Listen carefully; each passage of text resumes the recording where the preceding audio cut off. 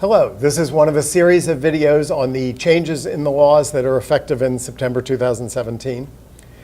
This specific video discusses Law 25, legal and illegal changes of call. I'm Tournament Director Doug Grove. With me is Tournament Director Matt Smith, who is a member of the ACBL Laws Commission. In Law 25, there has not been a major change in intent, but there has been a change of wording. Can you describe this change of wording and how it helps make things easier for us? Sure. Well, I hope it makes things easier for people to understand. That was its intent. It wasn't really intended to change the application of this law.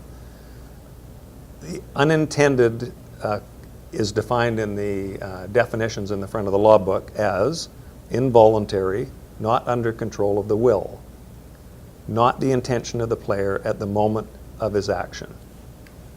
What that's trying to convey is the idea that of mechanical error. I hesitated to use that, but that's essentially what it's trying to get at.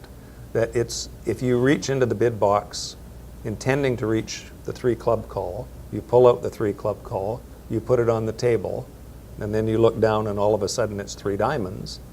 That was clearly unintended. That was a slip of the hand, a mechanical error. If, however, you open 1 heart and it goes pass, and your partner bids 4 clubs as a splinter, and it goes pass, and you take some time considering your action, whether you should move towards slam or not, and you finally decide, no, this hand doesn't warrant a slam move, and you pull the pass card out and put it on the table. In the simplest sense of what we think the word unintended might mean, that's clearly unintended, that you don't really want to do that. But it wasn't unintended in terms of how we're supposed to apply this law. It wasn't a slip of the hand. You lost your focus for a moment. And in those cases, we're not supposed to allow the change.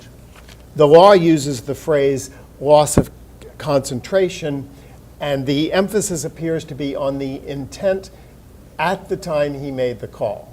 So to pursue your example, is this a case where, while he never intended to play a Q bid, his intent was to not move beyond game, and he lost his concentration on how to do that? Right. Even if for a fraction of a moment he lost concentration about what his intent was when his hand went to the bid box. And we're supposed to make the distinction between that and a clear mind going to the bid box and simply misgrasping what they were intending the whole time. Okay.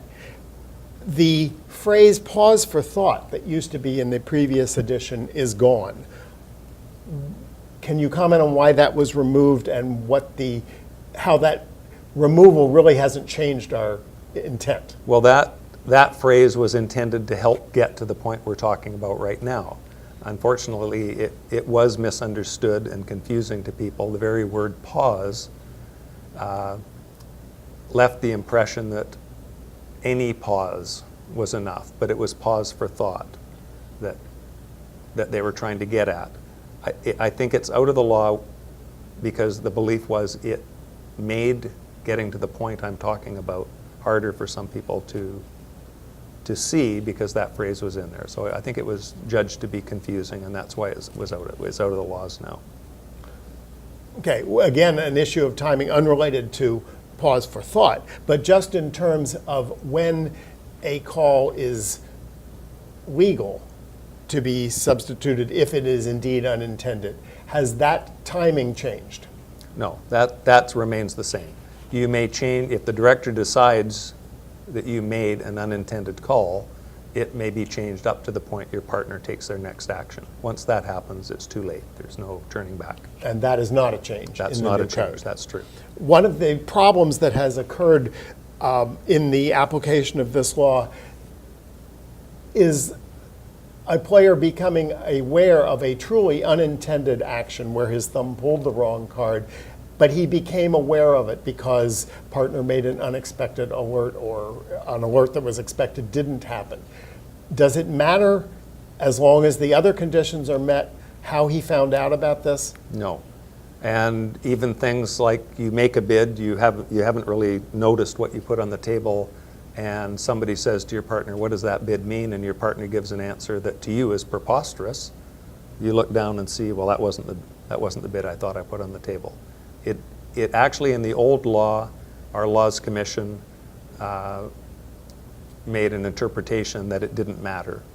But it's now been codified right in the law that it doesn't matter how you find out about it, as long as it truly was an unintended call, up to the point your partner makes their next call, the director can allow the change. Okay, thank you.